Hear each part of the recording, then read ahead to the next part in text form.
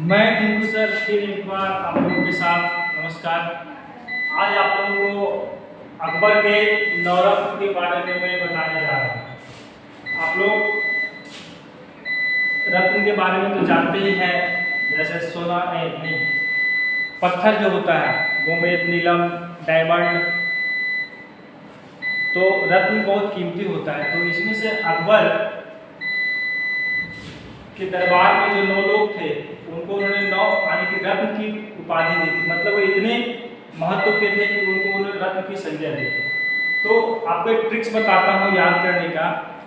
नवरत्न में bat bat में एमडीएच या बात बात में एमडीएच याद हो जाए। बी से बीरबल,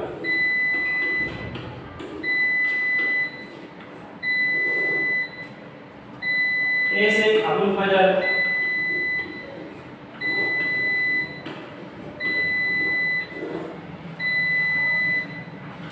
टी से तोड़रमल,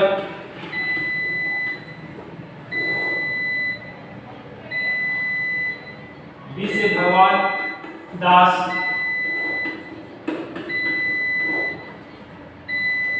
ए से अब्दुल रहीम खाना खाना, अब्दुल रहीम खान खाना, टी से तानसेन, एम से मान सिंह, बात में एमडीएच। तो डी से हो जाएगा दो प्याजा, दो मुल्ला दो प्याजा, और एक से हकीम हुकाम, हकीम हुकाम। इसमें से हम लोग देखते हैं पहला बीरबल। अकबर के जो नवरत्न थे उनमें बीरबल, अकबर ने सबसे नवरत्नों में सबसे उच्च स्थान बीरबल को दिया था। और बीरबल जो है वह अकबर का सबसे प्रिय था। और आप लोग बचपन में अकबर बीरबल की कहानियां सुने होंगे चुटकुले अंदाज में। बीरबल जो बहुत विद्वान था, सबसे बड़ा हाजी जवाबी था। इसमें क्या, इसमें तीव्र बुद्धि थी। कोई भी ऐसा प्रश्न ना था जिसका उत्तर बीरबल के पास ना हो, इसे हाजी जवाबी कहा जाता था। और ये स्वामी भक्त भी था, मतलब ये अकबर का बहुत बड़ा प्रिय भक्त था, इसलिए अकबर इनको अपने नवरत्न में सबसे उच्च स्थान दिया था। बीरबल एक ब्राह्मण वंश का था, इनके बचपन का नाम महेश दास था। और बीरबल ये एक ऐसा प्रथम एवं अंतिम हिंदू था जो अकबर द्वारा स्थापित दीन ए इलाही धर्म का अनुयायी था। दूसरा है अबुल फजल। अबुल फजल एक साहित्यकार, दार्शनिक, दर्शन शास्त्र, इतिहासकार, लेखक था। ये भी उच्च कोटि का कवि था। इन्होंने 2 ग्रंथों की रचना की थी, अकबरनामा और आईन-ए-अकबरी। और अबुल फजल को अकबर ने 5000 का मनसब दिया था। मनसब एक प्रणाली है जो अकबर ने अपने शासनकाल में प्रारंभ किया था, इससे उसके पद एवं ओहदे का पता चलता था। तो अबुल फजल को 5000 मनसब प्रदान किया था बीरबल ने, अकबर ने, और इनको भी नवरत्न में शामिल किया था। इसके बाद है तोडरमल। तोडरमल का जन्म उत्तर प्रदेश में एक क्षत्रिय वंश में हुआ था। और इनको वित्त मंत्री बनाया था अकबर ने, वित्त विभाग का मंत्री बनाया था। तोडरमल अकबर के यहाँ काम करने से पहले शेर शाह सूरी के यहाँ काम करते थे। अपनी वो काम का प्रारंभ शेर शाह सूरी के यहाँ से देते। इसके बाद अकबर के यहाँ आए। अकबर इनको वित्त विभाग का मंत्री बनाया और ये भूमि संरक्षण एवं भू संरक्षण, भू सुधार, भू पैमाना का विश्व में सबसे पहली बार भूमि मापने का काम प्रारंभ किया था। यानी कि इसे भूमि सुधारक या भू मापक का प्रथम आविष्कारक भी कहा जाता है, जिसे तोडरमल। इसके बाद है भगवान दास। भगवान दास हिंदू राजा थे, ये आमेर के राजा भारमल के पुत्र थे और ये भी काफी वीर थे। भगवान दास को भी अकबर ने अबुल फजल की खातिर 5000 का मनसब प्रदान किया था। कितना? 5000 का। तो अकबर ने भगवान दास को भी 5000 का मनसब प्रदान किया था। भगवान दास के जो पिता थे या पहले ऐसे हिंदू राजा थे, राजा भारमल, जो अपनी स्वेच्छा से अकबर की अधीनता को स्वीकार किया था। इसके बाद है अब्दुल रहीम खान खाना। अब्दुल रहीम खान खाना जो है वह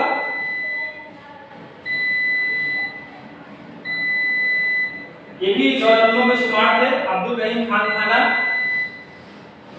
इनको ये अकबर का जो संरक्षक था, बैरक था, उनके पुत्र थे। जब अकबर ने गुजरात विजय किया तो गुजरात विजय के बाद अब्दुल रहीम को खान खाना की उपाधि अकबर ने दिया था। और ये भी अकबर के नवरत्नों में से एक महत्वपूर्ण व्यक्ति था। इसके बाद है तानसेन, जिसको संगीत सम्राट के नाम से भी जाना जाता है। तानसेन अकबर के दरबार में रहने से पहले विवाह के राजकुमार राजा रामचंद्र के दरबार में रहते थे। अकबर के तानसेन का असली नाम है रामबलू सिंह पांडे। रामबलू सिंह पांडे जब अकबर के यहाँ आया तो इनको अकबर ने संगीत सम्राट की उपाधि दी और कंठाभरण वाणी विलास की उपाधि दी तानसेन को। तानसेन ने बहुत कृतियां, तानसेन की प्रमुख कृतियां हैं मियां का मल्हार, मियां का सारंग, मियां की मुट्ठी, ये सब प्रमुख कृतियां तानसेन ने लिखा। इसके बाद मानसिंह भी एक हिंदू राजा था और आमेर के राजा भारमल का पौत्र था।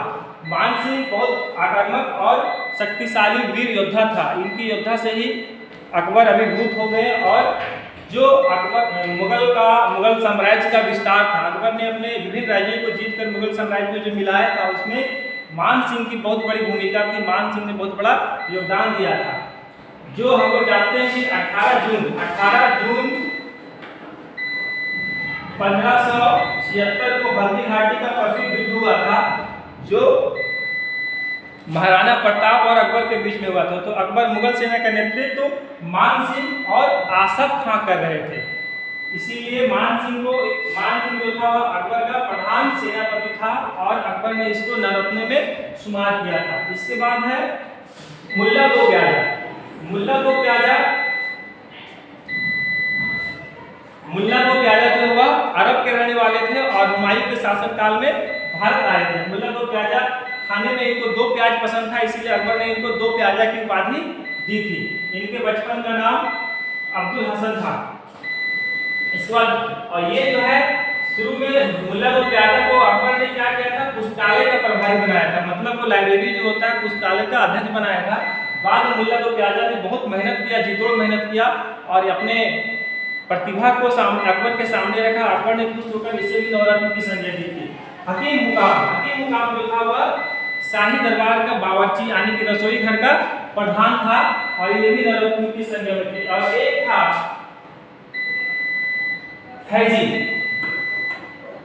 हैजी जो था वह अबुल फजल का भाई था और अकबर ने अपने पुत्र सलीम जहांगीर के गणित विषय के शिक्षक के रूप में फैजी को नियुक्त किया था और ये भी नवरत्नों की श्रेणी में आता है।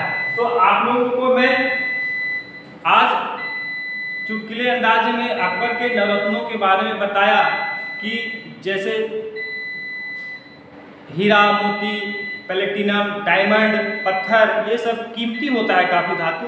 उसी प्रकार अकबर के जो 9 दरबारी थे उनको उन्होंने पत्थर और एक कीमती धातु के समान ही रत्न की संज्ञा दी थी, क्योंकि इनके काम ही वैसे थे। बीरबल सबसे उच्च स्थान पे था। बीरबल की खिचड़ी के बारे में आप लोगों ने सुना होगा।